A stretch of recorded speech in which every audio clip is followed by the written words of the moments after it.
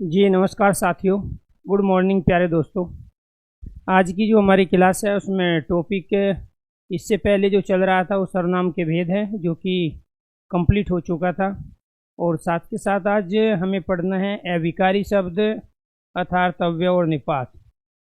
तो आपको ये ध्यान रखना है दोस्तों, अब तक जो चीज़ें हमने कंप्लीट की इस बैच में वे विकारी शब्द थे।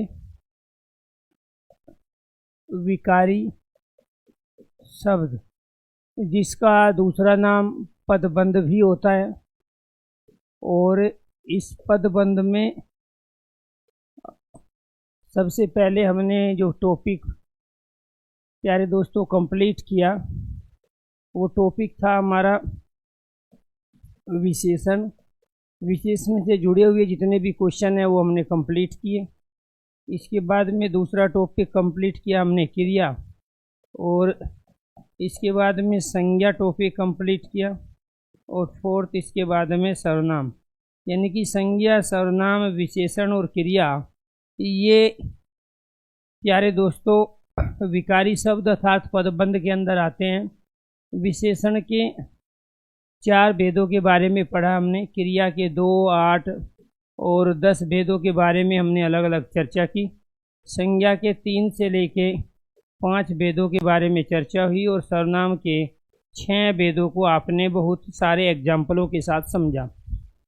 तो सर्वनाम वाला जब टॉपिक कंप्लीट करा रहे थे दोस्तों, तो इसमें लगभग 35 एग्जाम्पल आपके सामने रखे गए, और तमाम जो कंडीशन जो सर्वनाम से क्वेश्चन में पूछी जाती है वो हमारी कंप्लीट हुई। इसके साथ आपको ये ध्यान रखना है, इन 4 टॉपिक के अलावा इसी से ही जुड़ा हुआ जो दूसरा टॉपिक हमारा है वो टॉपिक है अविकारी शब्द। अविकारी शब्द, और जो अविकारी शब्द होते हैं वो कहलाते हैं प्यारे दोस्तों अव्यय और निपात। अव्यय और निपात जो है वो क्या कहलाते हैं? अविकारी शब्द कहलाते हैं। इनमें अव्यय भी 4 प्रकार के होते हैं। जैसे आपको ये ध्यान रखना है, विकारी शब्द 4 प्रकार के होते हैं, इसके भी 4 प्रकार आपके यहाँ लिखे हुए हैं। तो यहाँ आज जो चर्चा करेंगे हम अविकारी शब्दों की चर्चा करेंगे, ठीक है। तो आपको ये ध्यान रखना है कि ये भी बेसिकली क्वेश्चंस होते हैं। विकारी शब्द क्या हैं? जो किसी लिंग में, वचन में, काल में, कारक में परिवर्तित हो जाते हैं वो विकारी कहलाते हैं। अविकारी शब्द क्या है? अविकारी शब्द वे होते हैं जो किसी लिंग, वचन, काल, कारक में परिवर्तित नहीं होते।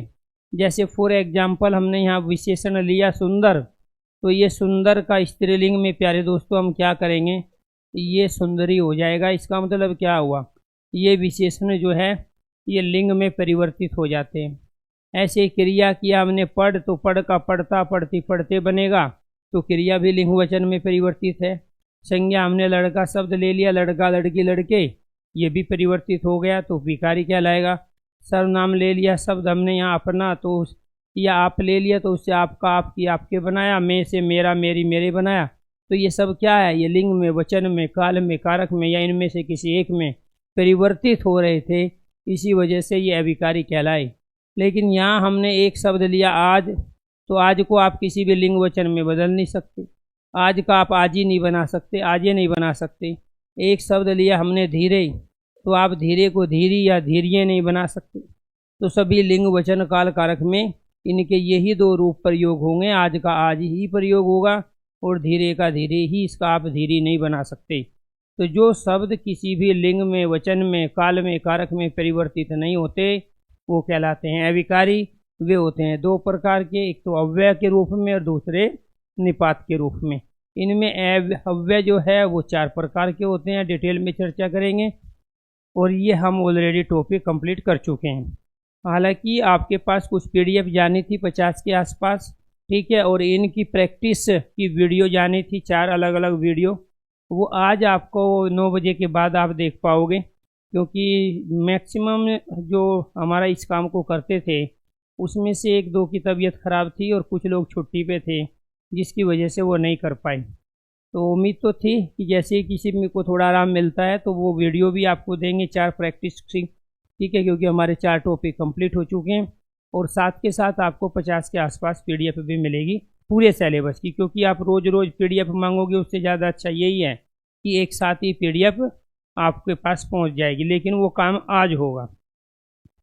इसके बाद दूसरा आपको ये ध्यान रखना है प्यारे दोस्तों, अविकारी शब्द। अविकारी शब्द तो यही कंप्लीट करना है आज। एक बार बताइए कि पिछली क्लास में थोड़ा बहुत इसमें से कुछ कराया, अविकारी शब्दों के बारे में कुछ अगर पढ़ाया हो, 1 या 2 भेद इसके, तो प्लीज़ एक बार आप बता दीजिए। तो अविकारी शब्द जो होते हैं, क्योंकि अविकारी शब्द में वे शब्द जिनके ऊपर लिंग, वचन, पुरुष, काल, कारक का कोई प्रभाव, काल कारक का कोई प्रभाव नहीं पड़ता, अविकारी कहलाते हैं। अविकारी कहलाते हैं।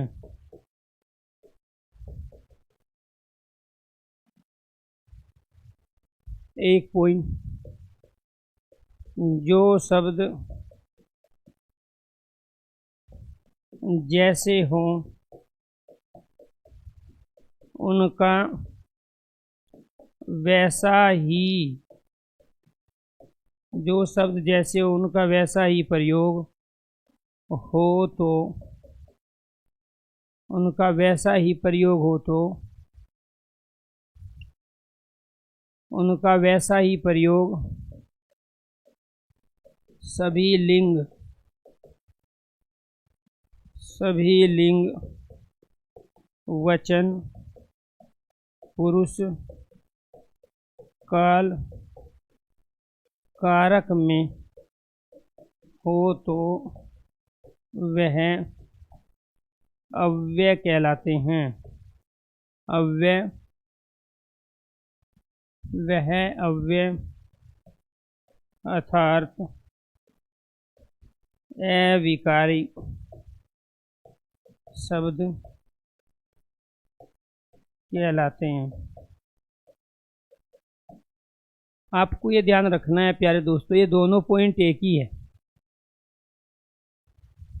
Okay, thank you. ओके, चलो जी। तो आपको ये ध्यान रखना है प्यारे दोस्तों कि यहाँ जो हमारा दूसरा टॉपिक है वो विकारी शब्द कंप्लीट करने के बाद में अविकारी, तो अविकारी की 2 स्टेटमेंट और डेफिनेशन आपके सामने है। वे शब्द जिनके ऊपर लिंग, वचन, पुरुष, काल, कारक का कोई प्रभाव नहीं पड़ता, अविकारी कहलाते हैं। दूसरा, जो शब्द जैसे हो उनका वैसा ही प्रयोग सभी लिंगों में, सभी वचनों में, सभी पुरुष में, काल में, कारक में हो तो वह अव्यय अर्थात अविकारी कहलाए। तो इसका मतलब ये हुआ कि अविकारी शब्द का दूसरा जो मीनिंग है वो है अव्यय शब्द। दूसरा मीनिंग क्या है? अव्यय। और इसी का ही एक रूप होता है प्यारे बच्चों निपात के रूप में। किसके रूप में होता है? निपात के रूप में। यानी कि अव्यय और निपात दोनों ही शब्द ऐसे होते हैं जो किसी लिंग, वचन, काल, कारक में परिवर्तित नहीं होते। इनको हम कभी बदल नहीं सकते हैं। ठीक है। दूसरी चीज आपको यह ध्यान रखना है, जो क्वेश्चन बनता है निम्नलिखित में से कौन सा विकारी शब्द से संबंधित है, निम्नलिखित में से कौन सा अविकारी शब्द से संबंधित है, इस तरीके के 4 स्टेटमेंट दिए जाते हैं। तो जो किसी लिंग, वचन, काल, कारक में ना बदले वो भी अविकारी है, और जो जैसा हो उसका वैसा ही प्रयोग हो तो वो भी क्या कहलाता है? विकारी कहलाता है। इसके बाद चर्चा करते हैं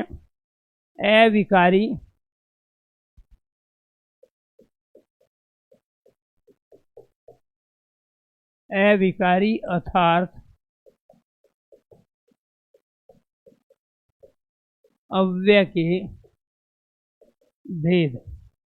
अविकारी और अव्यय के प्यारे दोस्तों 4 भेद होते हैं। इनमें से एक भेद होता है हमारा क्रिया विशेषण अव्यय। एक भेद क्या होता है? क्रिया विशेषण अव्यय के रूप में। दूसरा होता है संबंध बोधक अव्यय। संबंध बोधक अव्यय के रूप में होता है। और तीसरा होता है समुच्चय बोधक। समुच्चय बोधक अव्यय। और इसके बाद फोर्थ होता है विस्मय बोधक अव्यय। विस्मय बोधक अव्यय। लेकिन आचार्य किशोरीदास वाजपेयी, प्यारे दोस्तों, आपको ये ध्यान रखने हैं, इसके 5 भेद मानते हैं और 5वां मानते हैं वे निपात अव्यय को। तो जब ऑप्शन में 4 और 5 दोनों दे तो राइट आंसर प्यारे दोस्तों अव्यय अर्थात अविकारी शब्दों के 5 भेद होंगे। ठीक है, ये आपको ध्यान रखना है। तो क्रिया विशेषण अव्यय एक भेद हुआ, अविकारी अर्थात अव्यय का, जिसको हम अविकारी कह रहे हैं उसी का ही दूसरा नाम अव्यय भी है। ठीक है, अव्यय का मतलब क्या हुआ? यहाँ पर ये जो शब्द बना है कैसे बना है? इस व्यय का अर्थ होता है खर्च, और इसमें यहाँ ए लगा देंगे तो ए खर्च अर्थात जो शब्द जैसे होते हैं उनका अगर वैसा ही प्रयोग हो तो ए खर्च कहलाएगा अर्थात अव्यय कहलाएगा। तो आपको ये ध्यान रखना है, व्यय का अर्थ खर्च है और ए आगे लगा दिया तो ए खर्च। मैंने 10 रुपये व्यय करके ये पेन खरीदा, तो यानी कि खर्च करके खरीदा। तो यहाँ अव्यय शब्द से हमें पता चल रहा है कि यह खर्च है अर्थात ये जैसे होते हैं ऐसे ही रहते हैं, इनका किसी भी लिंग वचन काल कारक में परिवर्तन नहीं होता। अब क्वेश्चन आपसे पूछा जा रहा है अविकारी शब्द कितने प्रकार के होते हैं, अव्यय शब्द कितने प्रकार के होते हैं। और ऑप्शन जो दिए गए वो 4 भी है और 5 भी हैं। तो जब 4 और 5 दोनों ऑप्शन में है तो राइट आंसर 5 होगा, क्योंकि 5वां जो निपात होता है उसी को अव्यय के रूप में माना जाता है। आचार्य किशोरीदास वाजपेयी हिंदी के बहुत बड़े व्याकरण शास्त्री रहे, उनके अनुसार निपात अव्यय का ही भेद है, लेकिन बाकी जो व्याकरण शास्त्री हुए वो निपात को अव्यय की तरह एक अलग टॉपिक मानते हैं। तो इसीलिए आपको ध्यान रखना है प्यारे दोस्तों, जब जब ऑप्शन में 5 होगा राइट आंसर 5 है, जब ऑप्शन में 5 नहीं होगा तो अव्यय अर्थात अविकारी के जो भेद होंगे वो 4 होगा। इसके साथ साथ ही फिर क्वेश्चन बनता है निम्नलिखित में से कौन सा अविकारी शब्द या अव्यय का भेद नहीं है। तो इनको छोड़ के जो भी आ जाए वो अविकारी अव्यय शब्द का भेद नहीं है। कौन सा विकारी अविकारी अर्थात अव्यय का भेद है, इन 5 में से जो आ जाए वो विकारी का अर्थात अव्यय शब्दों का भेद है। पहला भेद क्रिया विशेषण हुआ, दूसरा संबंध बोधक, तीसरा समुच्चय बोधक, विषम्य बोधक और ये निपात अव्यय। तो ये थे हमारे भेदों वाले क्वेश्चंस। हम यहाँ से एक एक को लेंगे और सारे प्यारे बच्चों डिटेल में इनके बारे में हम यहाँ पे सीखेंगे कि और कितने तरह के क्वेश्चन यहाँ से पूछे जाते हैं। इसके बाद यहाँ से है क्रिया विशेषण। क्रिया विशेषण अव्यय।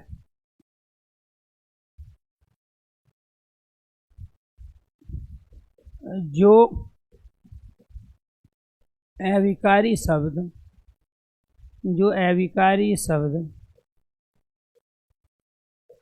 अर्थात अव्यय क्रिया की विशेषता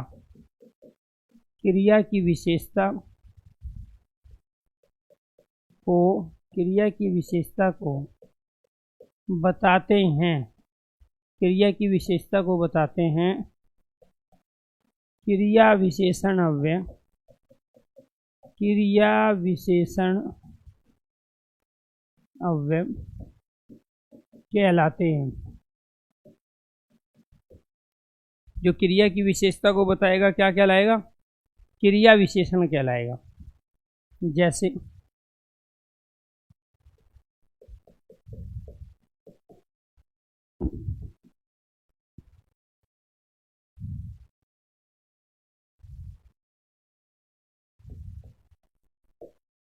अभी चलो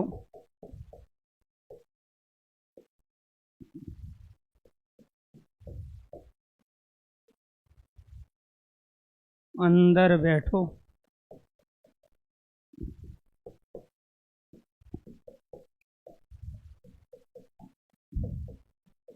बाहर जाओ,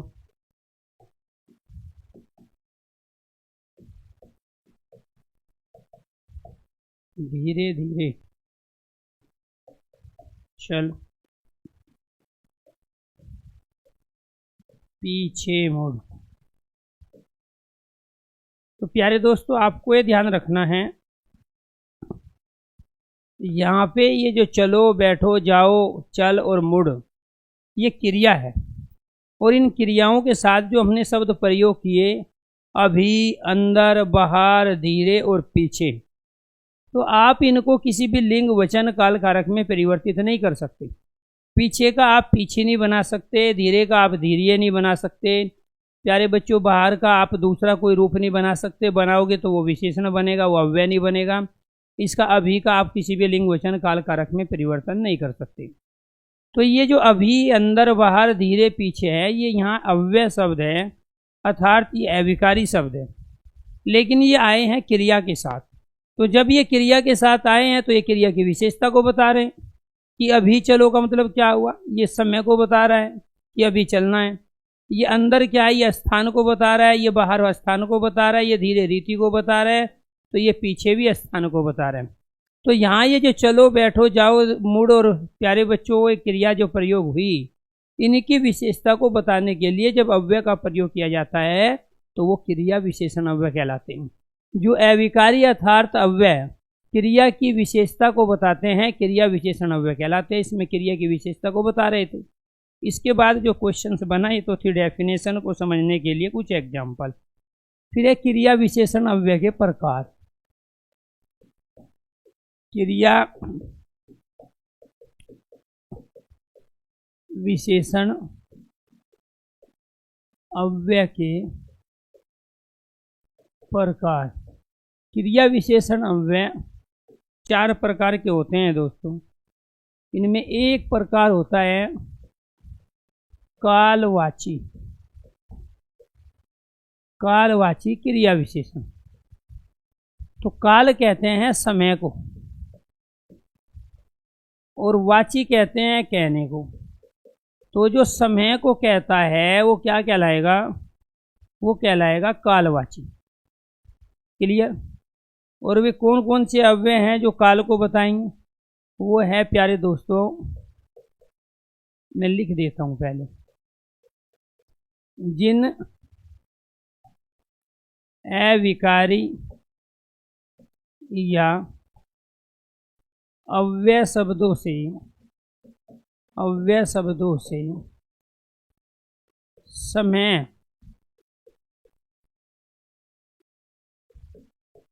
काल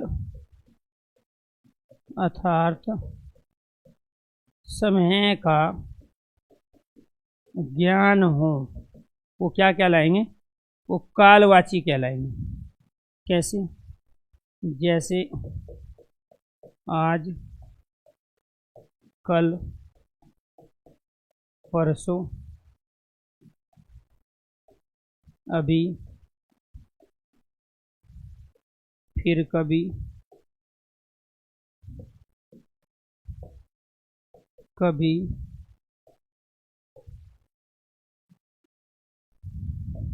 कभी कभी, अभी अभी, अब, जब, कब, तब,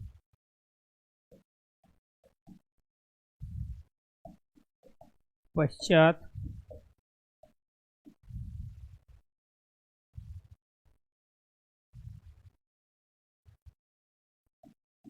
तद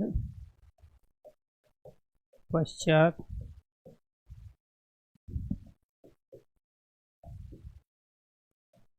तदंतर, बाद में, इसके बाद, उसके बाद, अति शीघ्र। ये सारे के सारे क्या है प्यारे दोस्तों, ये जितने भी ब्लू मार्कर से लिखे गए ये सारे के सारे जो शब्द है ये यहाँ काल अर्थात समय का ज्ञान करा रहे हैं। जैसे आज, कल, परसों समय को बता रहे हैं, अभी, फिर कभी, ठीक है, अब, जब, आप जयपुर कब जाओगे, तो कब क्या है, समय अर्थात काल का बोध कराने वाला। तो इनमें से आप बदल सकते हो, जब का जभी बना सकते हो, कब का कभी, कबे, ठीक है। ये तक नहीं है, तब है, ये क्या है, तब। तो पश्चात, तत्पश्चात, ठीक है, तदंतर मतलब उसके बाद में, बाद में, इसके बाद, उसके बाद, अति शीघ्र। तो ये सारे के सारे जो शब्द है प्यारे दोस्तों आपको ध्यान रखना है। अब, जब, तब, अभी, फिर कभी, कभी कभी, अभी अभी, आज, कल, परसों, ये सारे के सारे क्या कहलाए, अविकारी शब्द कहलाए, अव्यय शब्द कहलाए। और अविकारी अव्यय में भी कौन से कहलाए, ये क्रिया विशेषण अव्यय कहलाए। और क्रिया विशेषण में भी ये किसके अंदर आते हैं, कालवाची। क्योंकि क्रिया विशेषण कितने प्रकार के होते हैं, क्रिया विशेषण 4 प्रकार के होते हैं। तो जिन अविकारी या अव्यय शब्दों से काल अर्थात समय का ज्ञान होता है, तो काल किसे कहते हैं, समय को, वाची किसे कहते हैं, कहने को। तो कुछ शब्द ऐसे होते हैं प्यारे दोस्तों जो किसी लिंग वचन काल कारक में बदलते नहीं हैं, और वो किसका ज्ञान कराते हैं हमें, वो काल का ज्ञान कराते हैं। तो वो सारे के सारे क्या कहलाए, कालवाची क्रिया विशेषण कहलाए। तो यहाँ इनका प्रयोग हम सेंटेंस में भी करते हैं, इनका प्रयोग अकेले भी होता है। जब तक ये अकेले हैं तब तक ये अव्यय है, अविकारी है। और जब इनका प्रयोग हम क्रिया के साथ करेंगे प्यारे दोस्तों तो ये क्या बन जाएंगे, क्रिया विशेषण। और जब इन्हीं शब्दों का प्रयोग हम किसी संज्ञा या सर्वनाम के साथ कर लेते हैं सेंटेंस में, तो यही सारे के सारे संबंध बोधक भी कहलाएंगे। आप पढ़ रहे हो एक पंथ चार काज, जब तक ये अकेले हैं तब तक अविकारी शब्द कहलाएंगे, अव्यय कहलाएंगे। जब इनका प्रयोग क्रिया के साथ करेंगे तो प्यारे दोस्तों आपको ये ध्यान रखना है, ये क्रिया विशेषण कहलाएंगे। और जब इनका प्रयोग हम किसी संज्ञा या सर्वनाम या कारक चिन्ह के बाद करते हैं तो ये सारे के सारे संबंध बोधक सर्वनाम बन जाते हैं, जो कि आगे सीक्वेंस में सारी चीज़ आपके सामने आएगी। क्लियर।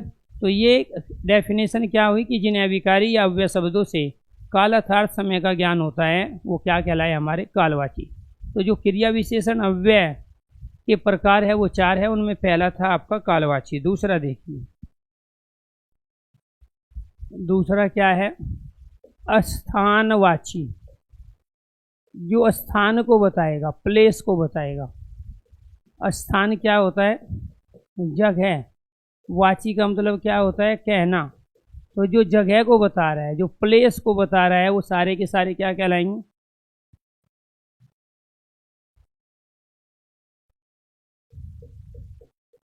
जिन अव्यय शब्दों से, जिन अव्यय शब्दों से जगह अर्थात स्थान का बोध हो, जगह अर्थात स्थान का बोध हो, वो क्या कहलाएंगे, स्थानवाची क्रिया विशेषण। क्या कहलाएंगे, स्थानवाची क्रिया विशेषण। जैसे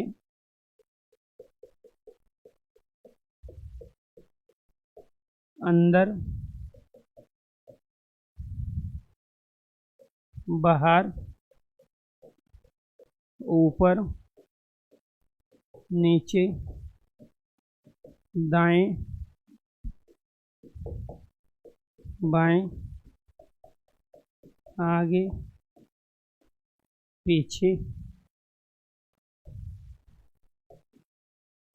इधर, उधर, जिधर, इधर, इस ओर, उस ओर, यहाँ, वहाँ, जहाँ, तहाँ, कहाँ,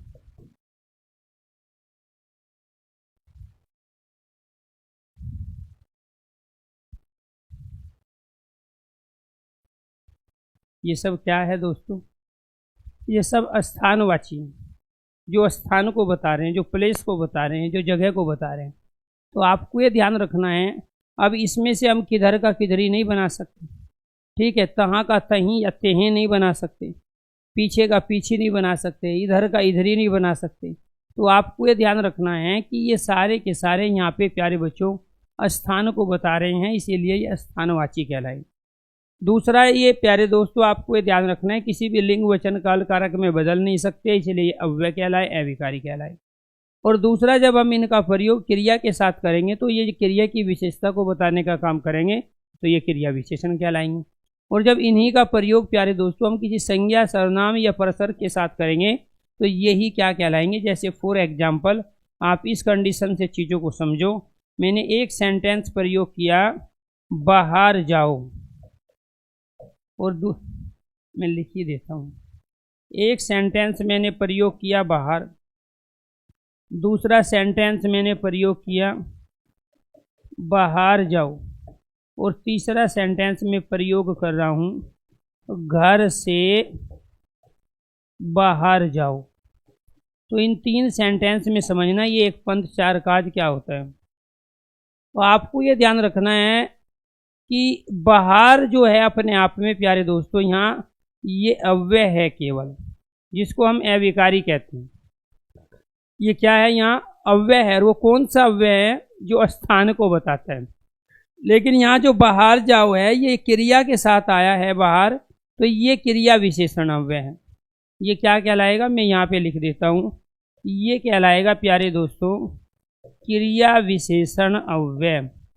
ये क्या कहलाएगा, क्रिया विशेषण अव्यय कहलाएगा। क्यों, क्योंकि ये अब क्रिया की विशेषता को बता रहा है।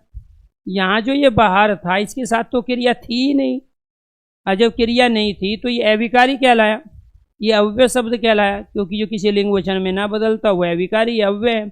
और वो कौन सा अव्यय है, वो भी स्थानवाची है, क्योंकि वो जगह को बता रहा है। अब यहाँ जब जाओ है तो जाओ क्रिया है, और जो आपको अभी बताया गया है कि जो क्रिया की विशेषता को बताता है वो कहलाता है क्रिया विशेषण अव्यय। तो यहाँ इस कंडीशन में दूसरे सेंटेंस में बाहर क्रिया विशेषण है। यहाँ भी बाहर का ही प्रयोग किया है हमने, लेकिन वो किसके साथ प्रयोग किया है, संज्ञा के। ये कहलाएगा संबंध बोधक अव्यय। ये क्या कहलाएगा दोस्तों, संबंध बोधक अव्यय कहलाएगा। क्योंकि जब हम इन्हीं क्रिया विशेषणों का प्रयोग किसी संज्ञा के साथ करते हैं तो प्यारे दोस्तों ये क्रिया विशेषण ना होके संबंध बोधक बन जाते। तो यही तो सारे के सारे शब्द अविकारी और अव्यय हैं, यही सारे के सारे शब्द क्रिया विशेषण अव्यय हैं, और यही सारे के सारे शब्द संबंध बोधक हैं। बस अंतर इतना है कि हम इनका प्रयोग कब और किस कंडीशन में कर रहे हैं।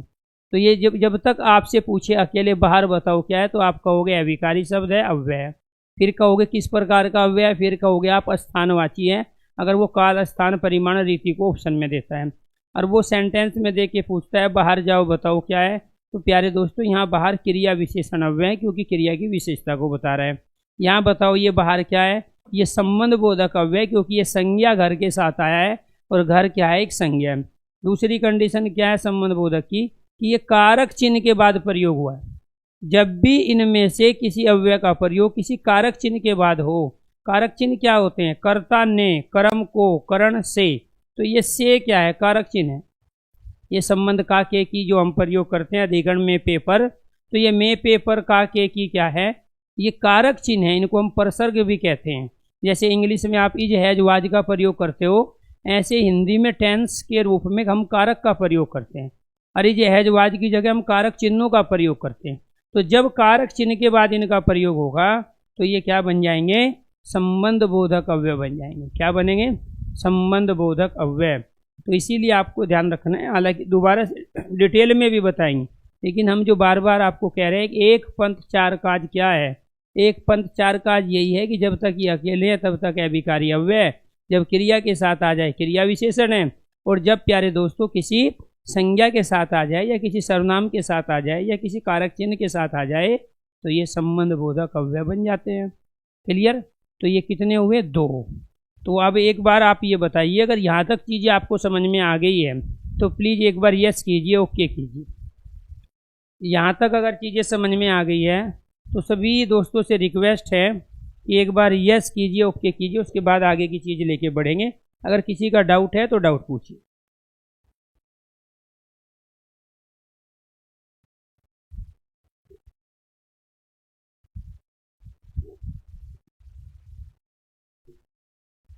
वेरी गुड, थैंक यू दोस्तों, थैंक यू।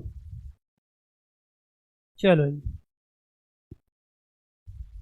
Very good. देखो ये रोज की रोज तो आप मैसेज करके नहीं पूछोगे सर ये एसएससी जीडी कंप्लीट होगा, ठीक है। एसएससी जीडी तो बहुत छोटा काम है, 25 क्वेश्चन आते हैं। यहाँ इतनी हिंदी पढ़ाई जाती है, यहाँ गलों तक तर हो जाओगे, आप भर जाओगे पूरे, ठीक है। दुनिया में किसी भी तरह की हिंदी है, और मैं 50 बार बोल चुका हूँ, जो बच्चे नए इसमें जुड़ते हैं वो पहली क्लास सुने जो 24 तारीख को मैंने दी थी। यूट्यूब पे भी वो क्लास पे है, और आपके बैच में जो पहली क्लास है उसमें सुनो, तो उसमें सब कुछ क्लियर कट कहा है। तो इसलिए रोज़ रोज़ नहीं पूछोगे कि ये बैच किसके लिए है किसके लिए नहीं, इसमें क्या कराया जाएगा क्या नहीं कराया जाएगा, ठीक है। तो आपको ये ध्यान रखना है। नहीं, अव्यय तो संबंध बोधक यही है ना दोस्तों, बाहरी घर थोड़ा ही होगा, घर तो संज्ञा है। अरे किसी वस्तु व्यक्ति स्थान को प्राणी के नाम को क्या कहते हैं, संज्ञा, तो संज्ञा है घर, ठीक है। अव्यय तो बाहर होगा, हाँ इस बाहर का संबंध घर के साथ है, यहाँ इस बाहर का संबंध जाओ के साथ है। तो जब इस बाहर का संबंध जाओ के साथ है तभी तो ये क्रिया की विशेषता को बता रहे हैं। और यहाँ ये बाहर किससे जुड़ा हुआ है, यहाँ घर से जुड़ा हुआ है, इसीलिए क्या कहलाया ये अपने आप में।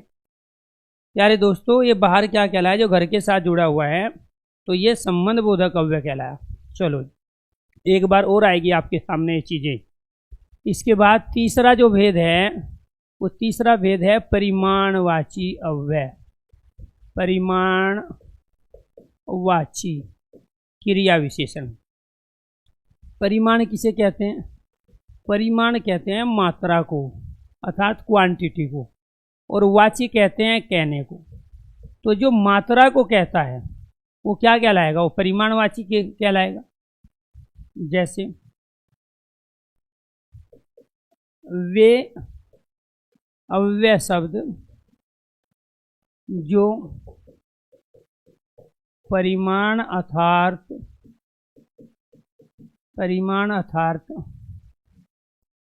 मात्रा का ज्ञान कराए, परिमाण अर्थात मात्रा का ज्ञान कराए, वो क्या कहलाएंगे, परिमाणवाची अव्यय कहलाएंगे। जैसे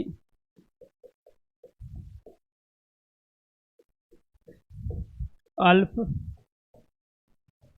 न्यून, कम,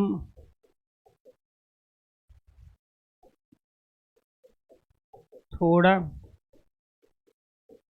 ज़्यादा,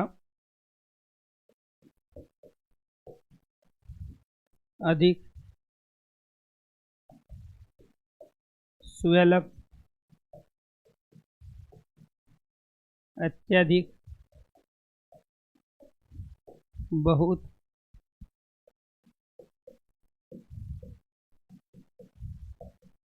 अधिकाधिक,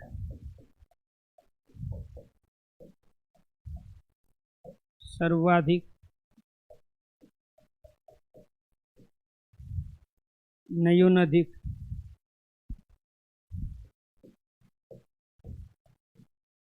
अत्यंत अल्प,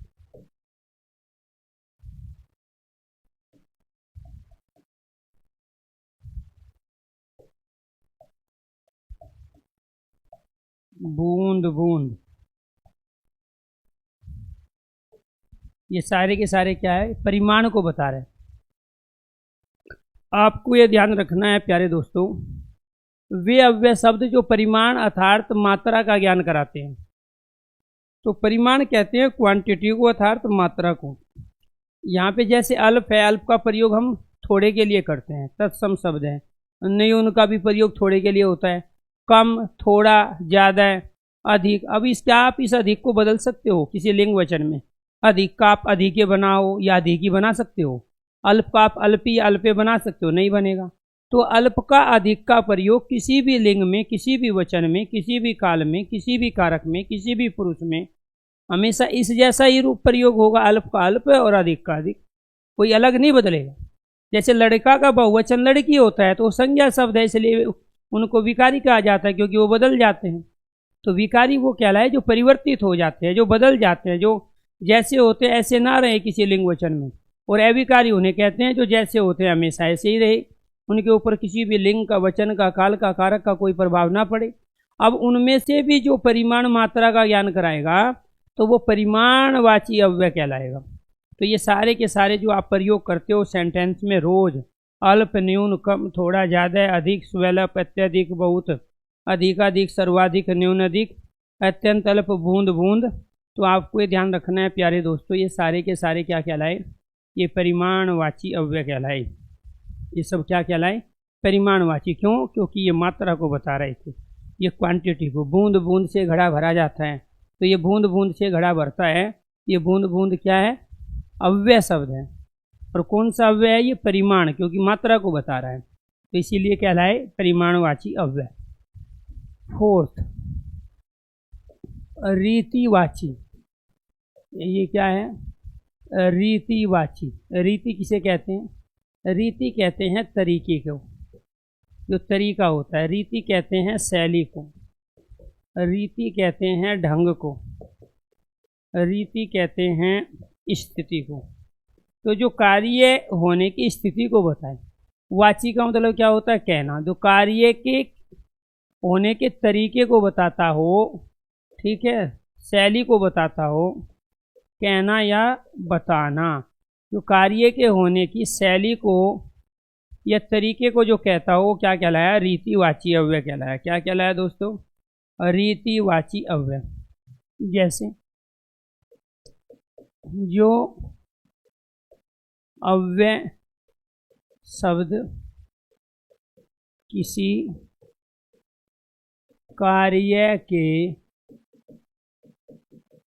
जो अव्यय शब्द किसी कार्य के होने की स्थिति का, कार्य के होने की स्थिति का या तरीके का ज्ञान कराए, ज्ञान कराए, तो वो क्या कहलाए, वो रीतिवाची अव्यय कहलाए। जैसे अचानक, एकाएक,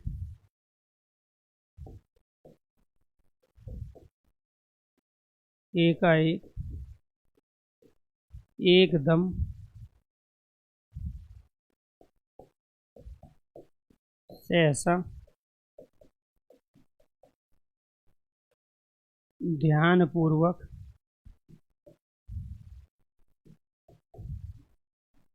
श्रद्धापूर्वक,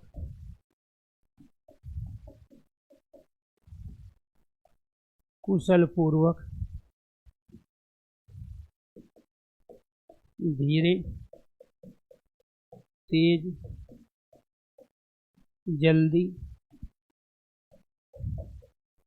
अलग,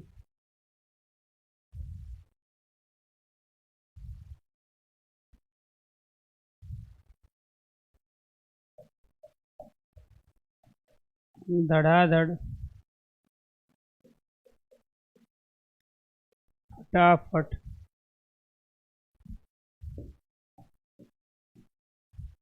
जटा, जटाजट,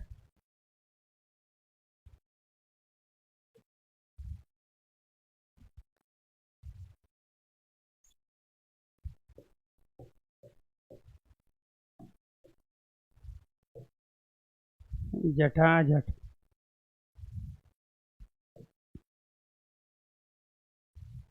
ये सब क्या है, ये कार्य के होने की स्थिति अर्थात कंडीशन को बता रहा है। स्वल्प का मतलब होता है जो अपने से कम हो।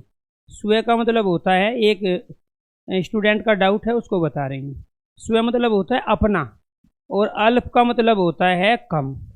तो जो अपने से कम हो वो क्या कहलाता है, स्वल्प। यहाँ से क्या ले लिया, ए, इधर से क्या ले लिया, ए, तो ये क्या बन गया, आ, तो क्या बन गया, स्वल्प। इसी में चला गया ये इसका, ठीक है। तो ये क्या बन गया प्यारे बच्चों, स्वल्प। जो अपने से कम होता है वो क्या कहलाया, स्वल्प कहलाया।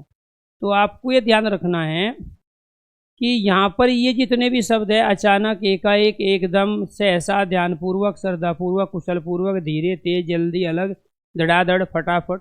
पुस्तकें फटाफट बिक रही है, ठीक है, बारिश धड़ाधड़ हो रही है, तो आपको ध्यान है धीरे चलो, तेज चलो, ठीक है, कुशलपूर्वक पढ़ा करो, ध्यानपूर्वक पढ़ा करो, कुशलपूर्वक रहा करो, ठीक है, वह उसे अचानक मार बैठा।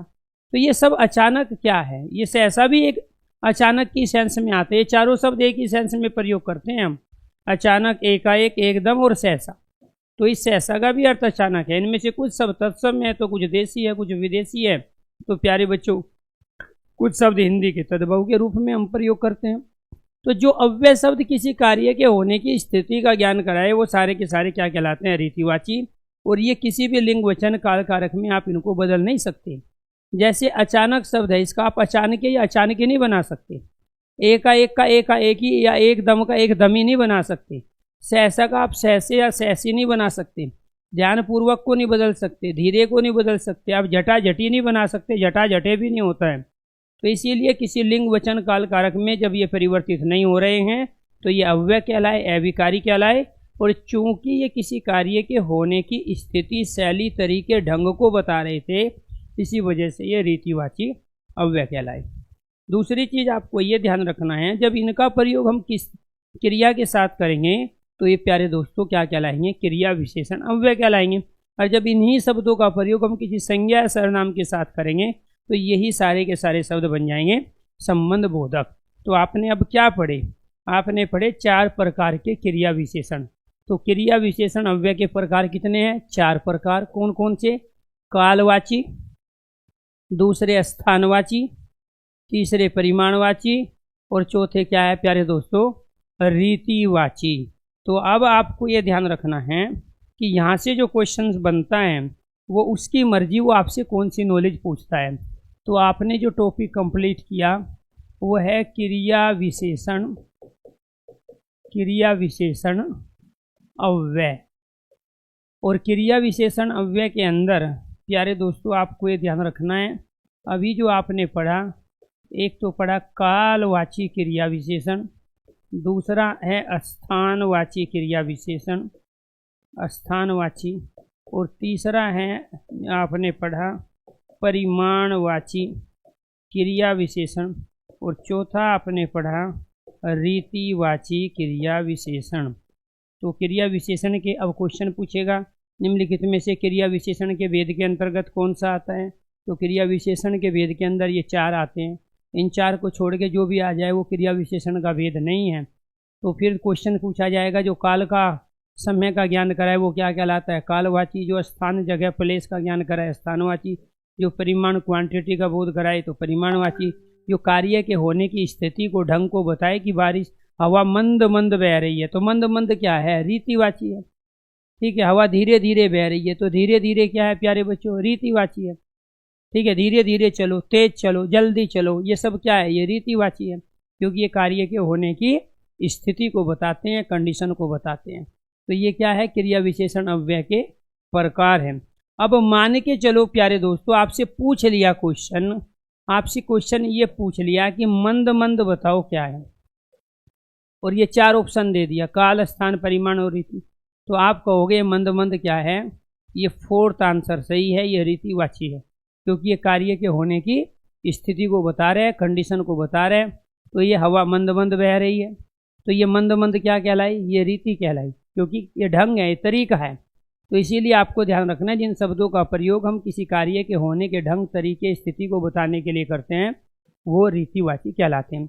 अब वो पूछना चाहता है कि ये क्रिया विशेषण है, ये संबंध बोधक है, समुच्चय बोधक है। तो जब क्रिया के साथ आएंगे तो ये क्रिया विशेषण भी कहलाएंगे, और जब संज्ञा सर्वनाम के साथ आएंगे तो ये क्या बन जाएंगे प्यारे बच्चों, संबंध बोधक। इससे आगे की कंडीशनों को समझो।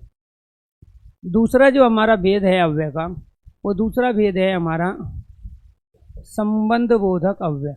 क्या है, संबंध बोधक अव्यय है दूसरा भेद हमारा।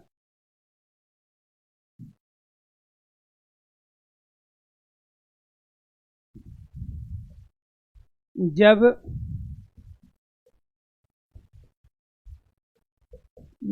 क्रिया विशेषण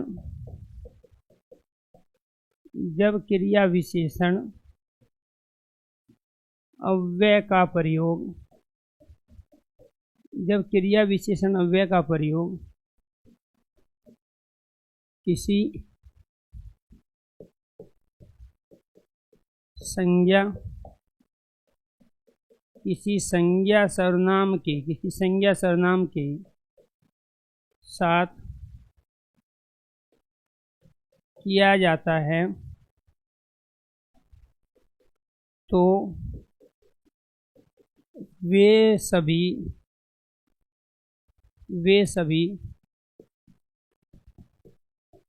क्रिया विशेषण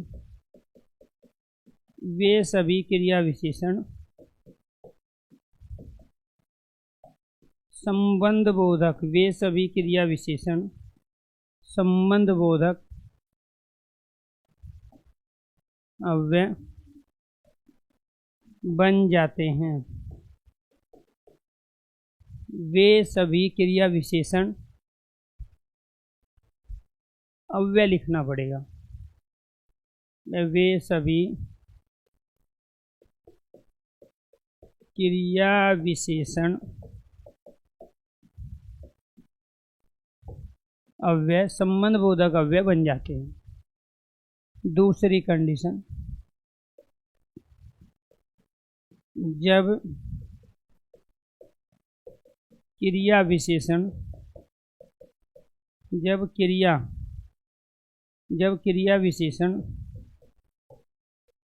अव्यय का प्रयोग किसी कारक चिन्ह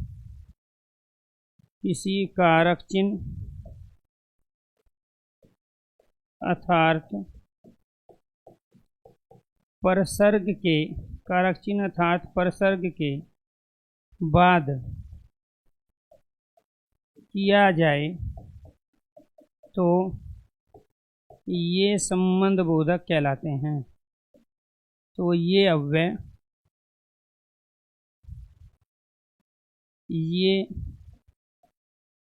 अव्यय संबंध बोधक कहलाते हैं। संबंध बोधक कहलाते हैं। ये दोनों ही स्टेटमेंट को ध्यान से समझो प्यारे दोस्तों। इसमें दो शॉर्ट ट्रिक आपको बताई गई कि जब क्रिया विशेषण अव्यय का प्रयोग किसी संज्ञा के साथ हो, किसके साथ?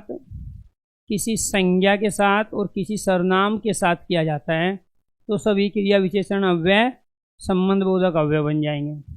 और जब क्रिया विशेषण अव्यय का प्रयोग किसी कारक चिन्ह के साथ, किसके साथ?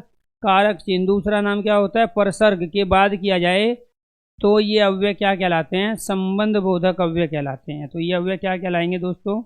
संबंध बोधक अव्यय कहलाएंगे। क्लियर? कैसे? देखो, यहाँ पे हम प्रयोग करते हैं क्रिया विशेषण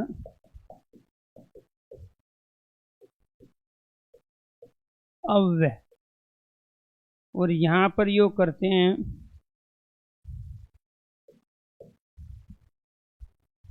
संबंध बोधक अव्यय।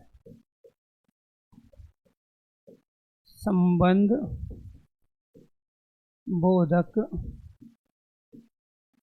अव्यय।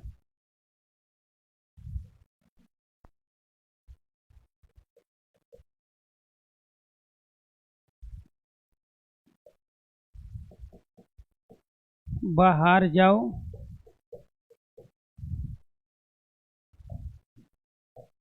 घर से बाहर जाओ,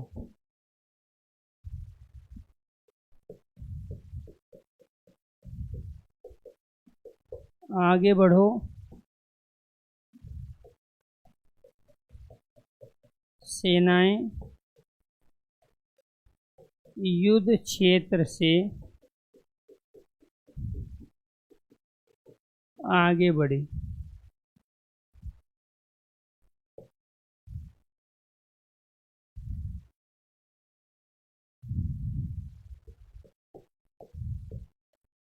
ऊपर बैठो,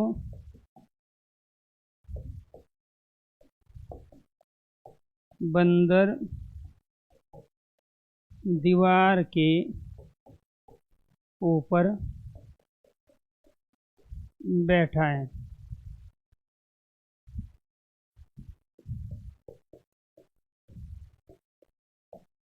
पीछे मुड़,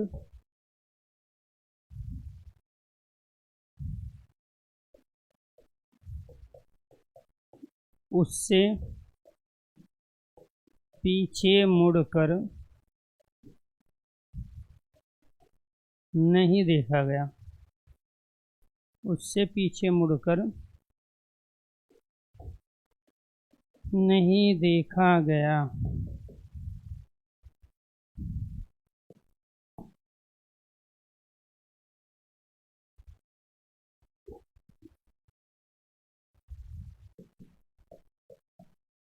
धीरे धीरे चलो,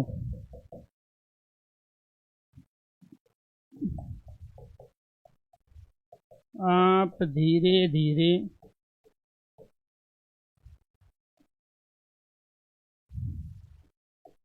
चल रहे हो।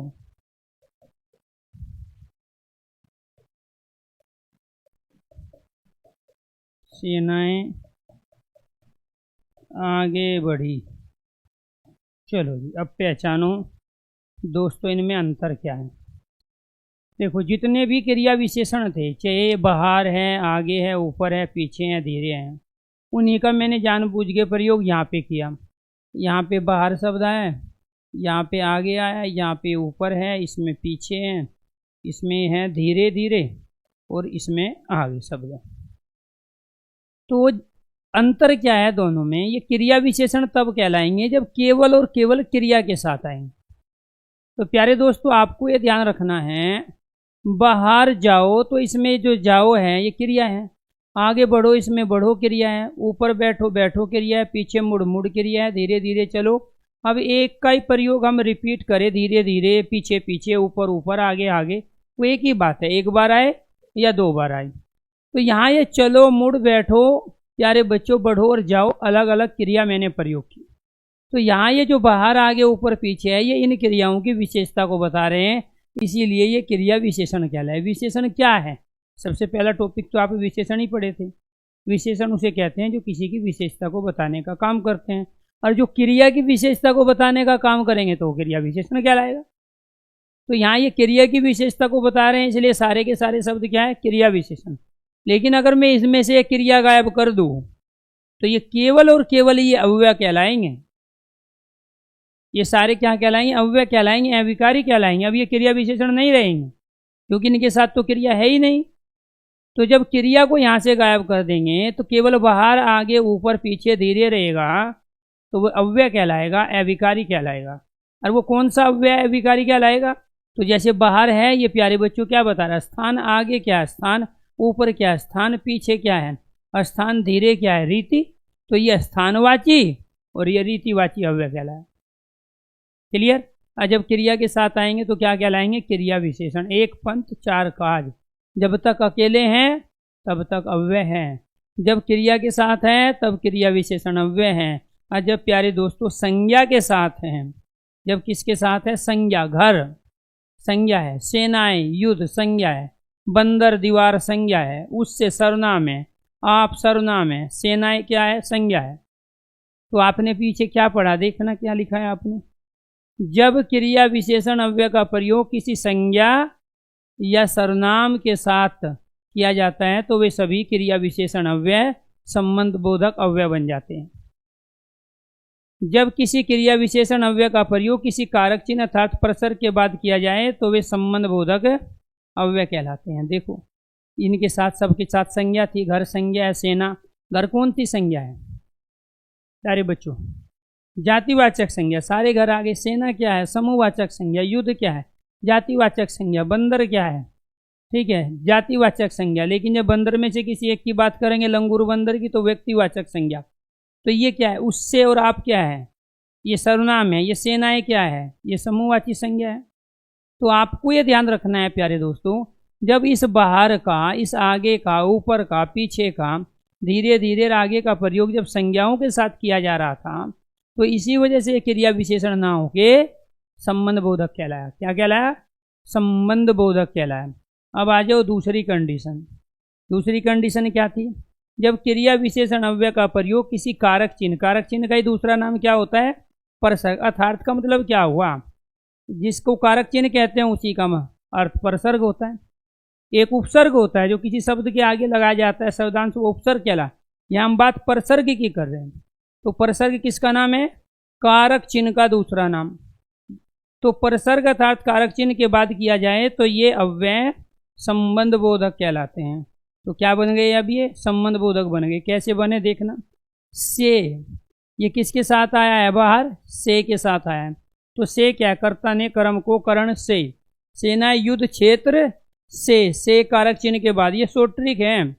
बंदर दीवार के ऊपर बैठा है, के क्या है, कारक चिन्ह है। कर्ता ने कर्म को करण से के द्वारा संप्रदान के लिए अपदान से अलग होना, संबंध का के की। तो के किस में आता है, संबंध कारक में। क्लियर, तो ये के साथ आया। उस से, तो यहाँ क्या है, से कारक चिन्ह के बाद आया पीछे, ये उस क्या है, सर्वनाम है।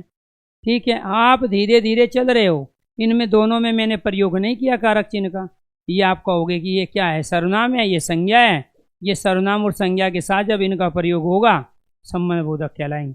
तो कुछ सेंटेंस में आप परसर्ग अर्थात कारक चिन्ह के आधार पर भी इनको आप पहचान सकते हो कि जब जब कारक चिन्ह के बाद में इनका प्रयोग होगा, से के बाद बाहर आया है, से के बाद आगे आया है, के बाद ऊपर आया है, यहाँ से के बाद पीछे आया है। तो जब जब कारक चिन्ह के बाद इनका प्रयोग होगा तो ये क्या कहलाएगा, संबंध बोधक अव्यय कहलाएगा। या फिर आप सीधे ये कहो कि यहाँ सेना आ पर ये क्या है, संज्ञा और सर्वनाम में, और जब इनका प्रयोग किसी संज्ञा या सर्वनाम के साथ होता है तो प्यारे दोस्तों ये क्या कहलाते हैं, संबंध बोधक।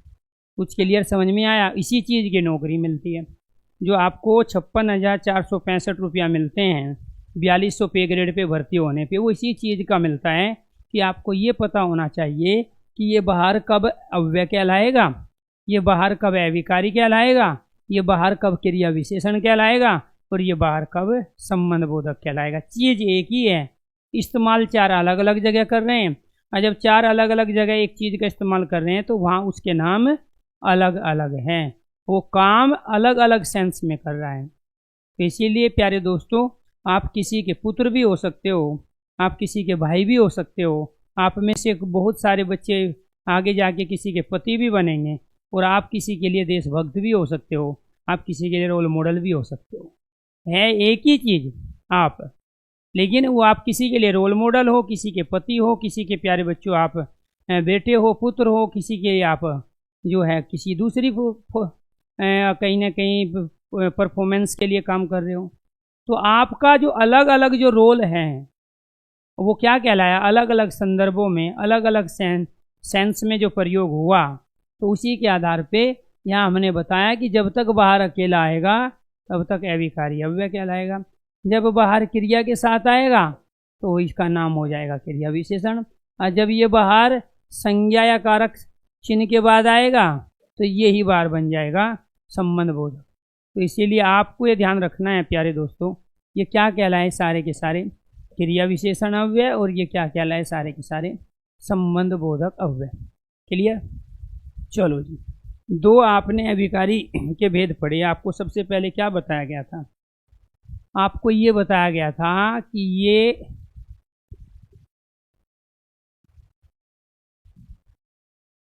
ये देखो, एक तो आपने ये कंप्लीट कर लिया और दूसरा आपने ये कंप्लीट कर लिया। अब क्या बचा, समुच्चय बोधक अव्यय और विषम्य बोधक। यहाँ क्या लिखा हुआ है, अविकारी यथार्थ अव्यय के भेद। कितने भेद है, चार। कितने कंप्लीट कर लिया आपने, दो, क्रिया विशेषण अव्यय और संबंध बोधक। अब क्या पढ़ना है आपको, समुच्चय बोधक और विषम्य बोधक पढ़ना है। क्लियर। चलो, अगर यहाँ तक समझ में आ गया है तो एक बार प्लीज़ जितने भी बच्चे लाइव हैं एक बार ओके कीजिए, यस कीजिए। जिसका जो डाउट है वो डाउट पूछिए, फिर आगे बढ़ेंगे। ठीक है। हाँ, कोई बात नहीं, जो लेट आता है तो वो भी वहीं से कंटिन्यू क्लास अटेंड करे तो 100% चीज़ें समझ में आएगी, टेंशन लेने की आवश्यकता नहीं है। ठीक है, बताइए जिस जिसकी समझ में आ गया है ओके या यस कीजिए, और जिसका जो डाउट है डाउट लीजिए, फिर उसके बाद में समुच्चय बोधक अव्यय पढ़ेंगे।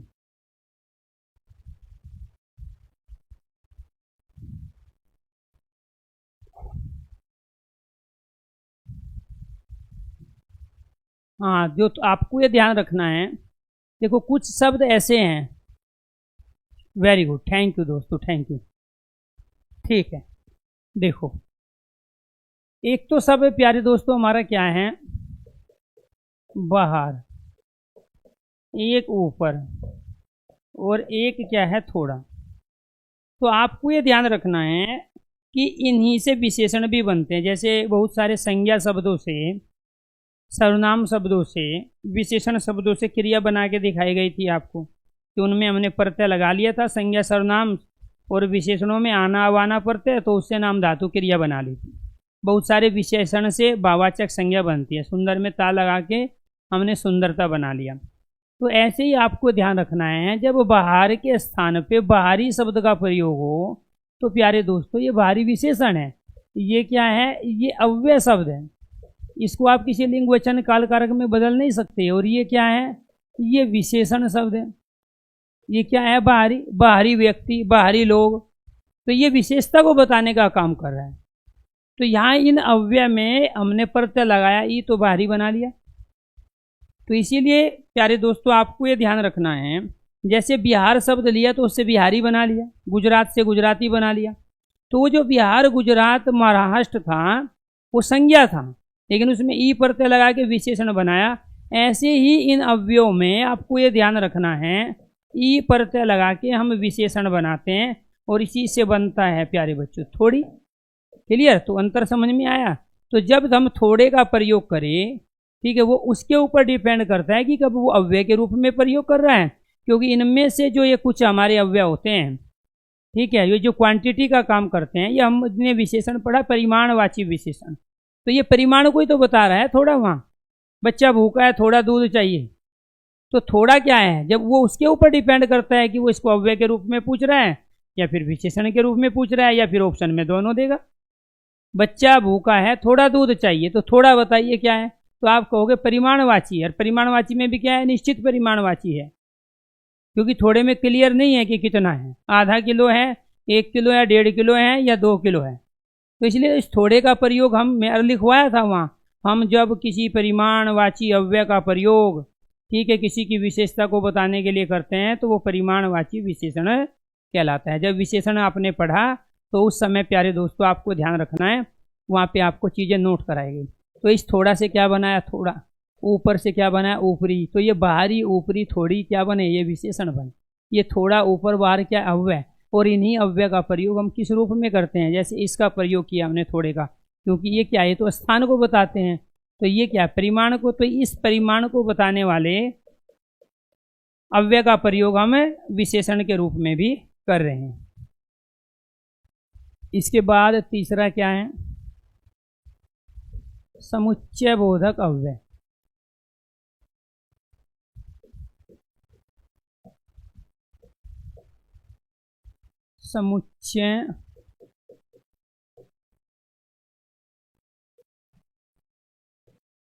समुच्चय बोधक अव्यय।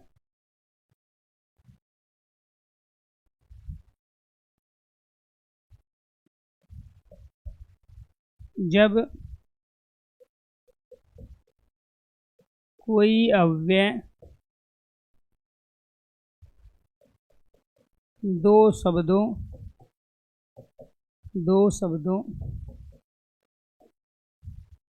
दो उपवाक्य, दो शब्दों, दो से अधिक, दो या दो से अधिक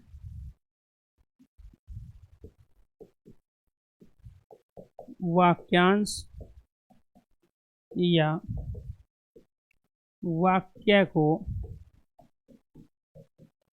जोड़ने का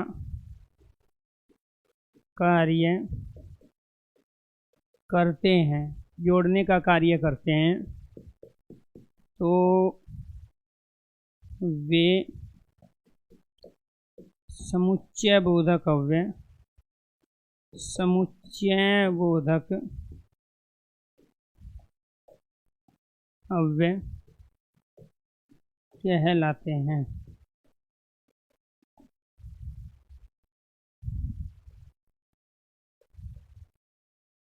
दूसरा पॉइंट, समुच्चय बोधक, समुच्चय बोधक अव्यय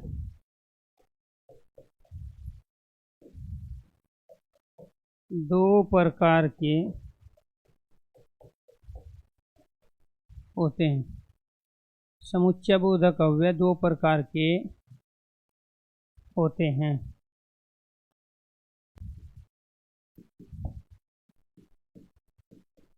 एक होता है समानाधिकरण, समानाधिकरण समुच्चय बोधक अव्यय, और दूसरे होते हैं व्याधिकरण समुच्चय बोधक अव्यय।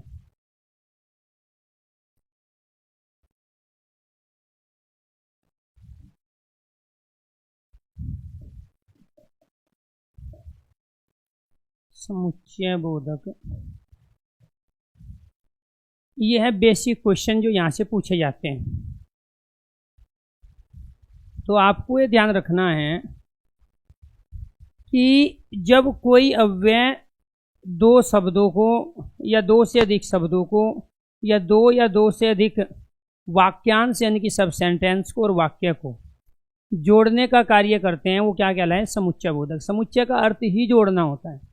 तो जैसे माता और पिता, तो यहाँ ये दो शब्द है, एक माता एक पिता, और के द्वारा दोनों को जोड़ दिया गया, माता और पिता। क्लियर? राम व लक्ष्मण, रणवीर या रणधीर, तो ये जो व का हमने प्रयोग किया, या का जो हमने प्रयोग किया, और का प्रयोग किया, समान आधार वाले शब्दों को जोड़ने के लिए किया। इसी वजह से वो कहलाया समानाधिकरण। तो जो समान आधार वाले शब्दों को जोड़ने का काम करता है वो समानाधिकरण, और जो अलग अलग आधार वाले शब्दों को जोड़ने का काम करता है, मान के चलो मैं बाजार गया, वहाँ से आलू गोभी मटर टमाटर लेके आया, तो आलू और गोभी व मटर टमाटर, तो ये जो व और या का मैंने प्रयोग किया, ये समान आधार वाले जो सब्जियों के नाम थे, इनको आपस में जोड़ने के लिए मैंने प्रयोग किया। लेकिन जब दो अलग अलग क्रियाओं वाले सेंटेंस को प्रयोग किया, उसने कहा कि कल मैं नहीं आऊँगा, तो की का हमने जो प्रयोग किया, सूरज निकला इसलिए अंधेरा भागा, तो ये इसलिए जो है ये व्याधिकरण समुच्चय बोधक अव्यय।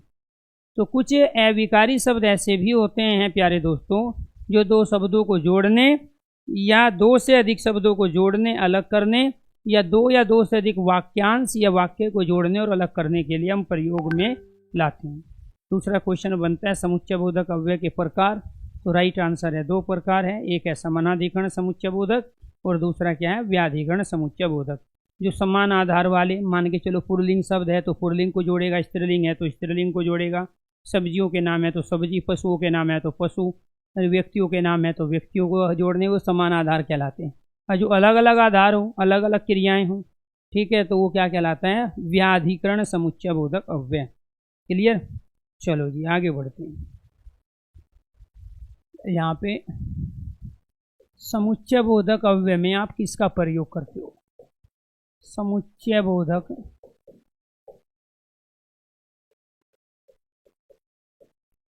अव्यय कौन कौन से सब समुच्चय बोधक अव्यय होते हैं?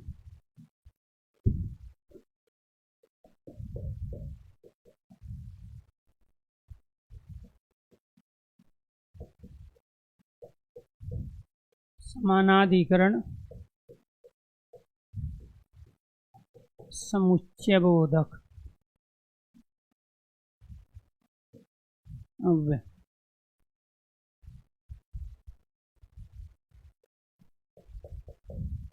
और या व अथवा, और या व अथवा, ये सब क्या है?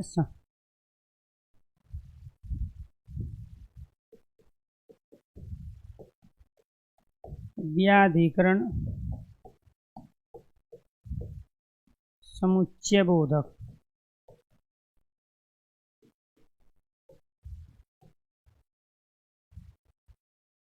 अव्यय कौन कौन से शब्द होंगे? कि,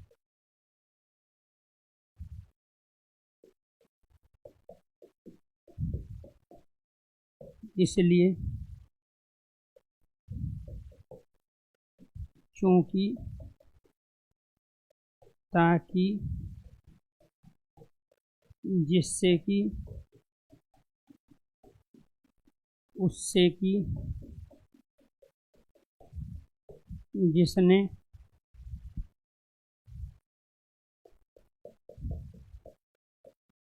जैसा, वैसा, जैसे, वैसे, जितना, उतना, ज्यों त्यों,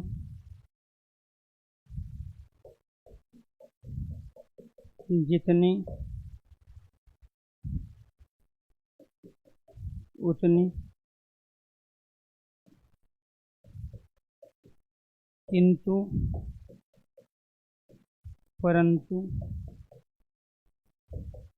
लेकिन, वरन, बल्कि,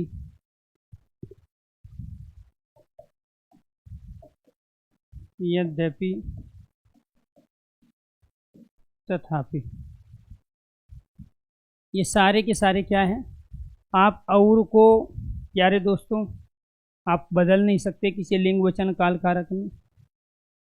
आप या को किसी लिंग वचन काल कारक में नहीं बदल सकते, वै को नहीं बदल सकते, आप अथवा का अथवी या अथवे नहीं बना सकते। इसीलिए क्या कहलाएंगे? ये अविकारी शब्द कहलाएंगे। कौन से अविकारी कहलाएंगे? समुच्चय बोधक कहलाएंगे। दूसरा, व्याधिकरण समुच्चय बोधक में हम किसका प्रयोग कर रहे हैं? की का, इसलिए का, चूंकि का, ताकि, जिससे कि, उससे कि, जिसने, जैसा, वैसा, जैसे, वैसे, जितना, उतना, ज्यों त्यों, जितनी, उतनी, किंतु, परंतु, लेकिन, वरन, बल्कि, यद्यपि, तथापि। अब आप इसमें प्यारे बच्चों लेकिन ही नहीं बना सकते, परंतु ये नहीं बना सकते।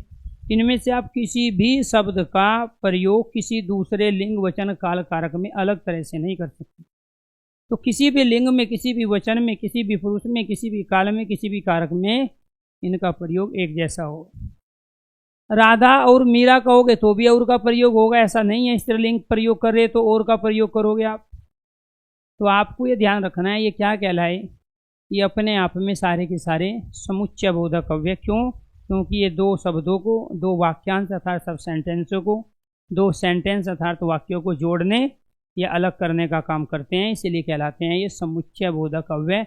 मैथ में भी जो आप समुच्चय पर में पढ़ते हो तो वो भी प्यारे बच्चे जोड़ने के ही सेंस में प्रयोग में आती है। तो इनमें से शब्द दे के पूछा जा सकता है, परंतु बताइए किस प्रकार का अव्यय है? आपको चार ऑप्शन देगा, एक तो क्रिया विशेषण अव्यय, संबंध बोधक अव्यय, समुच्चय बोधक अव्यय और विषम्य बोधक अव्यय। तो परंतु क्या कहलाया? समुच्चय बोधक अव्यय। फिर आपसे ऑप्शन ये भी दे सकता है, परंतु बताइए किस प्रकार का अव्यय है? समानाधिकरण अव्यय, व्याधिकरण है। समानाधिकरण व्याधिकरण दोनों हैं, इनमें से कोई नहीं है। तो राइट आंसर है व्याधिकरण अव्यय है, क्योंकि अलग अलग आधार वाले शब्दों, वाक्यांश और वाक्य को जोड़ने का काम करता है। क्लियर? तो इस तरह से तमाम क्वेश्चंस यहाँ से पूछे जाते हैं। अब ले लेते हैं इसके सेंटेंस।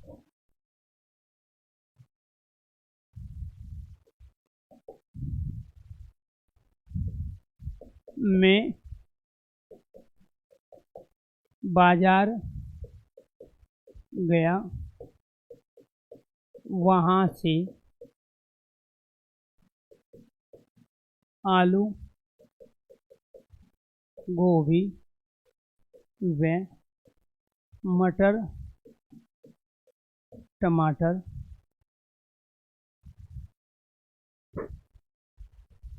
और भिंडी लेकर आया। दूसरा सेंटेंस, महात्मा गांधी ने कहा कि सदा सत्य बोलो, सदा सत्य बोलो। कृष्ण और बलराम गुरु भाई थे।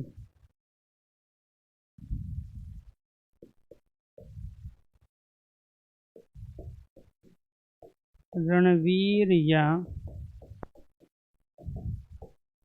रणधीर में से कोई एक जाए।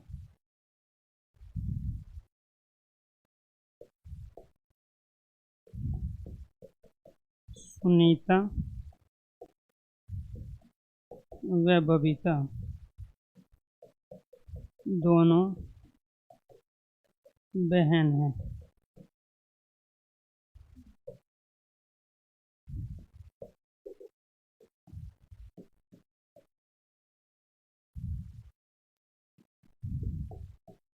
सूरज निकला इसलिए अंधेरा भागा।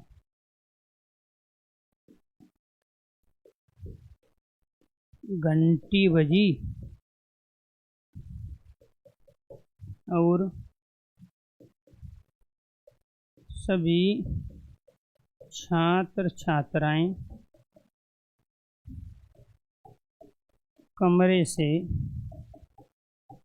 बाहर आ गए।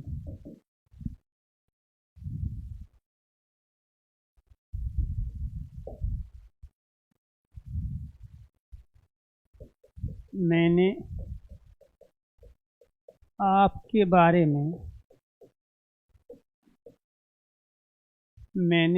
बारे में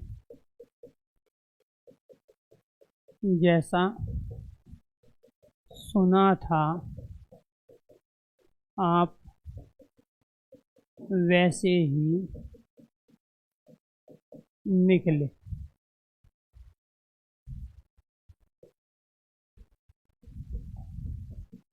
जितनी आमदनी उतना खर्च, जैसी करनी वैसी भरनी। ज्यों ही मैं स्टेशन पर पहुंचा,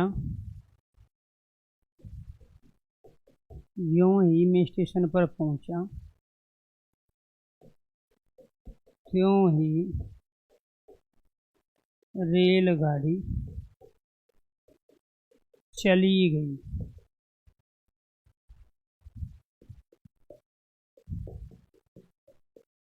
ऐसा कौन भारतीय है जिसने चंद्रशेखर आजाद का नाम न सुना हो?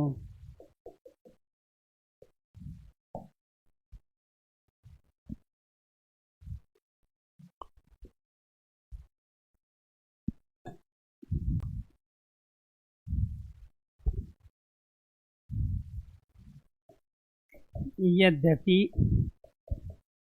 मैं वहाँ नहीं था, परंतु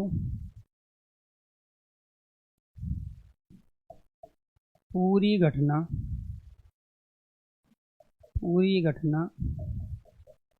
बता सकता हूँ।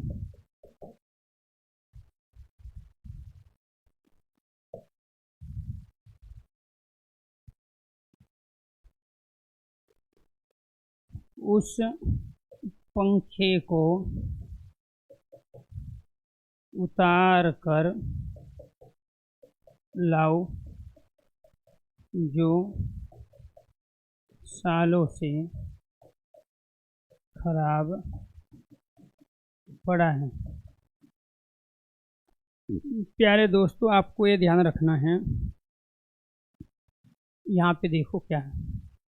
मैं बाजार गया, वहाँ से आलू गोभी व मटर टमाटर और भिंडी लाया। इसमें आपको ये ध्यान रखना है, ये जो व और है, ये यहाँ अव्यय है और उस अव्यय का नाम है समुच्चय बोधक अव्यय। वो समुच्चय बोधक अव्यय इसलिए है क्योंकि ये समान आधार वाले शब्दों को जोड़ने का काम कर रहा है। ये आलू गोभी क्या है, ये सब सब्जियां हैं, और जब समान आधार वाली अर्थात सारी सब्जियों को जोड़ने का काम करता है वो समानाधिकरण कहलाया। तो यहाँ वह भी और भी क्या कहलाए, समानाधिकरण। यहाँ देखो क्या है, कृष्ण और बलराम गुरु भाई है, तो कृष्ण भी यहाँ पुरुषवाचक संज्ञा है, बलराम भी पुरुषवाचक संज्ञा है, यानी कि दोनों के दोनों पुल्लिंग शब्द है और व्यक्तिवाचक संज्ञा, समान आधार वाले हो गए। और ने क्या किया, यहाँ दो शब्दों को जोड़ने या अलग करने का काम किया। रणवीर या रणधीर में से कोई एक जाएगा। यहाँ या क्या कर रहा है, दो शब्दों को जोड़ने या अलग करने का काम कर रहा है। सुनीता और बबीता समान आधार वाले शब्द है, दोनों स्त्रीलिंग है और संज्ञा है। तो यहाँ वे या और प्यारे दोस्तों क्या काम कर रहा है, दो समान आधार वाले शब्दों को जोड़ने या अलग करने का काम कर रहा है। तो इसीलिए क्या कहलाया, समुच्चय बोधक अव्यय।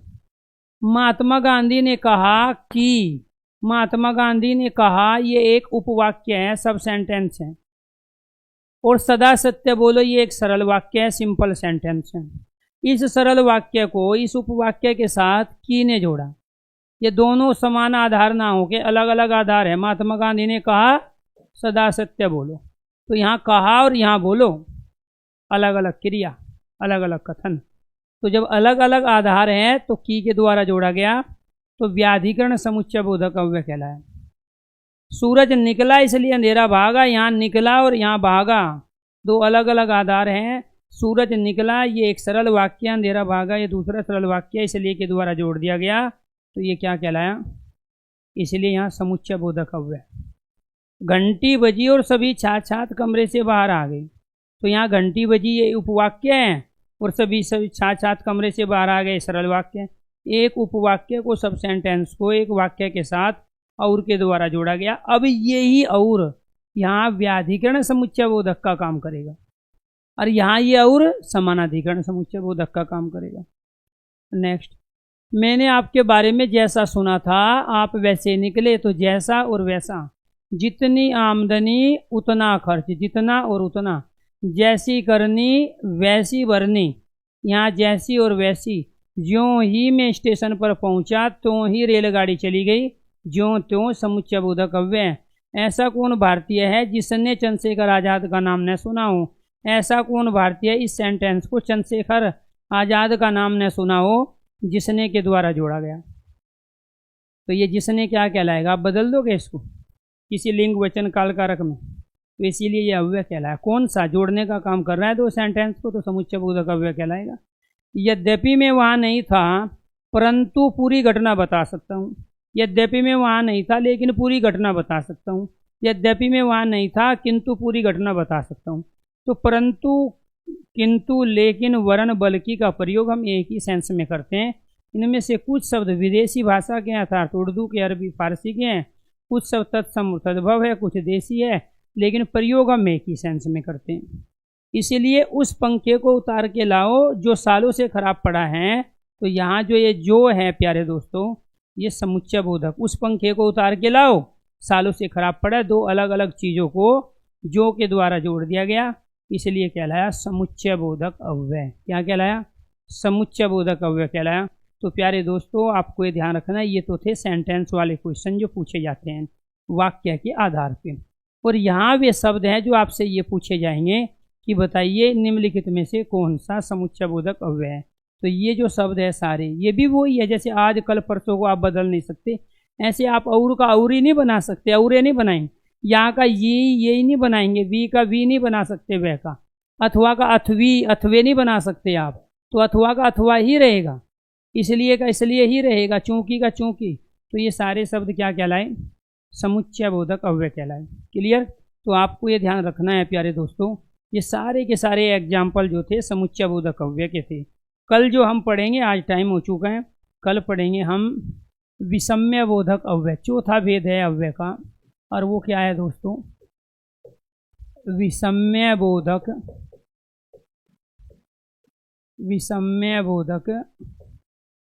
अव्यय। क्लियर? तो कल हम इस टॉपिक को करेंगे, विषम्य बोधक अव्यय को। आज के लिए इतना ही। बाकी किसी भी स्टूडेंट का अगर कोई डाउट हो, ठीक है, तो आप डाउट पूछिए। अगर समझ में आ गया है आपको जो आज की क्लास हुई, जो लेक्चर हुआ, ये कैसा रहा, क्योंकि आपने पढ़े आज अभिकारी शब्द अर्थात अव्यय के बारे में, और कल इसके के साथ साथ प्यारे दोस्तों जो दूसरा टॉपिक हम पढ़ेंगे वो रहेगा हमारा निपात। क्या रहेगा? निपात अव्यय। इसके साथ कल हम क्या पढ़ेंगे?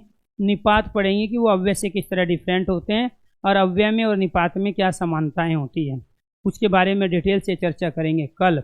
अगर आप लोगों को समझ आ गया है तो प्यारे दोस्तों आप एक बार यस कीजिए, ओके कीजिए। अगर आपको चीज़ें लग रही है 100% आप तक पहुंच रही है तो आप ओके कीजिए। अगर नहीं है तो जिसका भी जो डाउट है वो डाउट पूछिए। नहीं, बहुत ही टफ टॉपिक ये, इसमें कोई दो राय नहीं है। और ये किसी भी किताब से, अब मैं बता रहा हूँ, आप 50 किताब खरीद के ले आओ किसी भी बुक में या यूट्यूब के चैनल से, आज तक ना कोई समझा पाया है और ना किसी किताब से ये चीज़ें समझ में आई है। Thank you. किसी भी स्टूडेंट का कोई डाउट है तो बताइए। रिवीजन करने की ज़रूरत ही नहीं है। जो मैं आपको क्वेश्चंस दूंगा, जो PDF है, कुछ तो आपके पास है ही।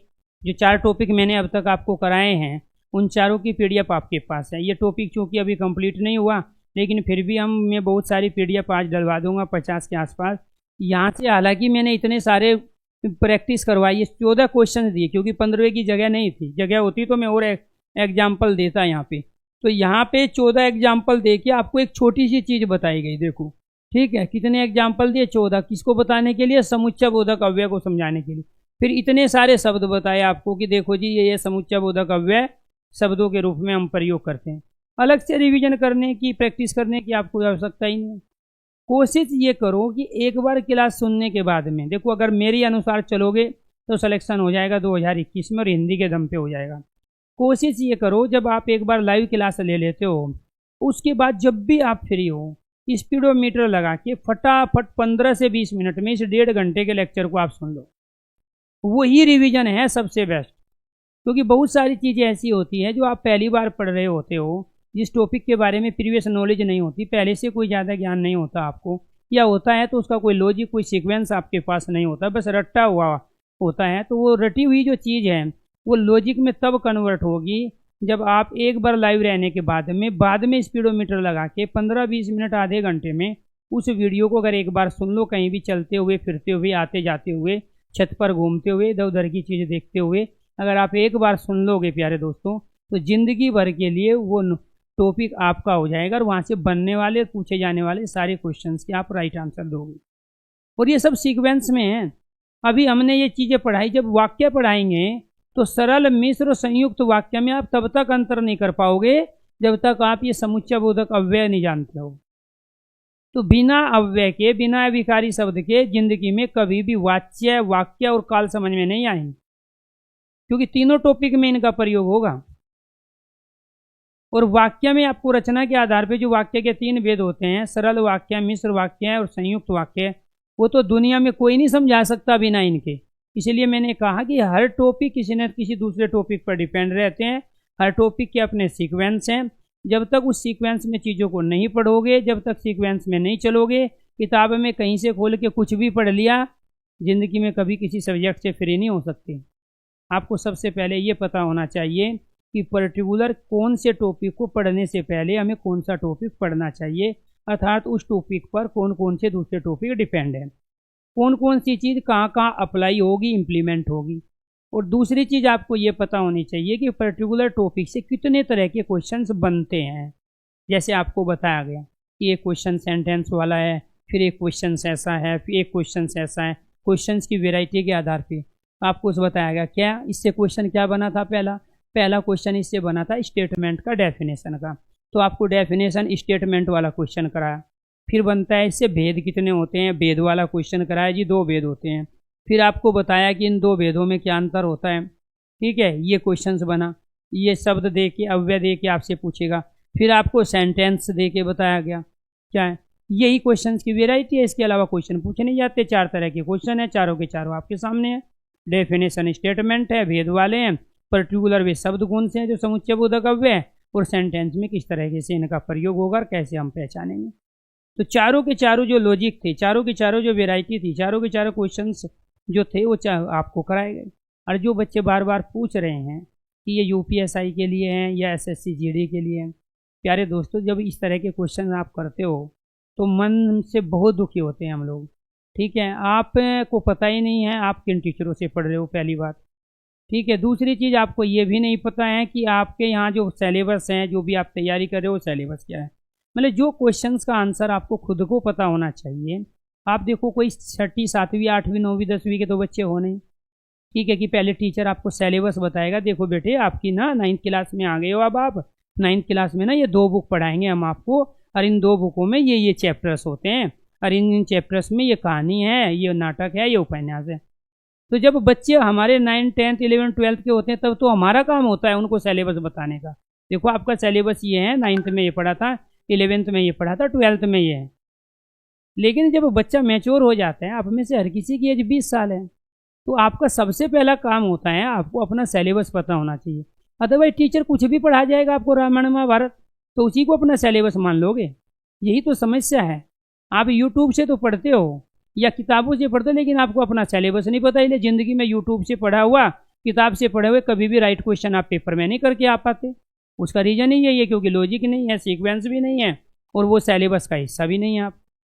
हालांकि सिलेबस ऑलरेडी मैं चर्चा कर चुका हूँ पहली क्लास में, लेकिन जो बार बार ये पूछ रहे सर यूपीएसआई के लिए है, सर ये एसएससी जीडी के लिए हैं, सर ये यूपी SSSC के लिए हैं, ये बिहार एसआई एमपीएसआई के लिए। मैंने ये कहा दुनिया में, पाकिस्तान में भी कोई एग्ज़ाम होता है और वहाँ भी अगर हिंदी पूछी जाती है तो वो हिंदी यहीं से आएगी जो स्मार्ट बोर्ड पे लिखी है। ये जो 15 एग्जाम्पल क्यों दिए भाई आपको, ये सारे के सारे ये वेराइटी क्यों लिखवाई, ये इसीलिए तो लिखवाई। हम हर टीचर की मैं बात कर रहा हूँ जो कैरियर ऐप पे पढ़ाते हैं, बेसिक से लेके शाब्दिक अर्थ से लेके मीनिंग से लेके और डिफ़िकल्ट से डिफ़िकल्ट जो क्वेश्चन बन सकता है वहाँ से सारे तरह की क्वेश्चंस की वैरायटी आपके सामने रखते हैं। स्पेशल बैच में ऑल इंडिया में होने वाले तमाम एग्जामों के बारे में हमें पता होता है कि कहाँ किसका सिलेबस क्या है, किस तरह के क्वेश्चन पूछे जाते हैं, क्वेश्चंस की वैरायटी किस तरह से दूसरे एग्जामों से भिन्न है। इसलिए सबको ध्यान में रख के, हर तरह के क्वेश्चंस की वैरायटी को ध्यान में रख के सीक्वेंस में लॉजिकली आपको सिखाया जाता है। और समस्या ये है कि अगर आपकी कैचिंग पावर ठीक ठाक है तो आप सारी चीज़ों को अचीव करोगे, और कैचिंग पावर ठीक नहीं है, आप भर्ती होना नहीं चाहते। अब ऐसा तो है नहीं कि पुड़िया बना के आपके मुंह में दे देंगे, वो प्यारे बच्चों पानी कहेंगे कि पानी पी लो चलो हो गया काम। ये प्यारे बच्चों ज्ञान है, और ज्ञान पेशेंस रख के सीखा जाता है, ज्ञान अभ्यास के द्वारा सीखा जाता है, ज्ञान समय के साथ साथ बढ़ता है। ऐसा नहीं है एक ही दिन में सब कुछ सिखा देंगे। मैराथन क्लास मैं तो लाइफ में कभी मैराथन नहीं दिया, ना दूंगा। मैराथन में तो टीचर का अपना प्रमोशन होता है, चैनल का प्रमोशन होता है, बच्चों का क्या फ़ायदा है मेरा तो रिवीजन हो जाता है। अरे जब लॉजिक आपको पता नहीं, कॉन्सेप्ट आपको पता नहीं, कौन से टॉपिक पढ़ने से पहले कौन सा टॉपिक पढ़ना वो पता नहीं, तो मैराथन से आपका भला कैसे हो जाएगा। बेफालतू की बातें। मैराथन से तो फ़ायदा उसका होगा जिसने सिलेबस कंप्लीट कर लिया है, जिसने 1 नहीं 2 बैच ले लिए हैं, उसको फ़ायदा होगा, वो चीज़ों को सीख पाएगा। अच्छा अभी ये चीज़ें इस डायरेक्शन में बोली गई है, अब ये चीज़ें इस डायरेक्शन में की गई है, क्योंकि मैराथन में तो छोड़ के चीज़ें पढ़ाई जाती है। जो स्टूडेंट पहली बार या दूसरी बार पढ़ रहे हैं किसी टॉपिक को, उसके लिए मैराथन कभी सक्सेस हो ही नहीं सकता। मैराथन तो यूट्यूब के चैनल पर या एनीथिंग बाकी जो दूसरी जगह दोस्तों आते हैं वो केवल और केवल प्रमोशन के लिए आते हैं। हम तो नहीं कराते, हम तो पेड कोर्स में बच्चे हमारे पास इतने जुड़ते हैं, हम 2.5-3 महीना पढ़ाते हैं, क्योंकि हमें पता है कि मैराथन से बच्चा राइट क्वेश्चन नहीं करके आएगा, और मैराथन में सारा सिलेबस आप कर भी नहीं सकते, और मैराथन में सारे क्वेश्चंस की वैरायटी एक टॉपिक की कराई भी नहीं जा सकती। मैं भी तो करा सकता हूँ वो हिंदी 10 दिन में कंप्लीट, जो आपको 3 महीने 2.5 महीने में पढ़ाता हूँ, और आप भी बोलोगे हाँ जी सारे टॉपिक हो गए, टच करूँगा, 1-2 एग्जाम्पल दूंगा। क्या जरूरत थी मुझे भाई इतने सारे एग्जाम्पल देने की। मैंने ये जो आपको 14 एग्जाम्पल दिए, मैं 3 ही एग्जाम्पल दे के आगे बढ़ जाता, किसी के समझ में आए या ना आए, हो गया मैराथन। दोस्तों यहाँ काम जो किया जाता है वो रिजल्ट के लिए किया जाता है। टीचर जब उतरेगा मैदान में तो ईमानदारी के साथ उतरेगा, ईमानदारी के साथ आपके साथ रहेगा और आपको धमका धमका के पढ़ाएगा ताकि आप हर्ट हो, आप बुरा मानो। मक्खन कोई नहीं लगाएगा टीचर आपको यहाँ, ठीक है, कि बेटे आ जाओ, नमस्कार, फलाना ढिकाना, ये चिल्ला चिल्ला के पढ़ाना, हवा नीचे ऊपर नीचे निकालना, वो काम हमारे बस की बात नहीं है। हमारा काम है सिर्फ और सिर्फ रिजल्ट ओरिएंटल पढ़ाना और फाइनली रिजल्ट देना, क्योंकि रिजल्ट बच्चों का नहीं होता है, टीचर का होता है। इस बात को ध्यान रखना है। आज के लिए इतना ही। सभी दोस्तों को नमस्कार। कल मिलते हैं निपात वाले टॉपिक के साथ।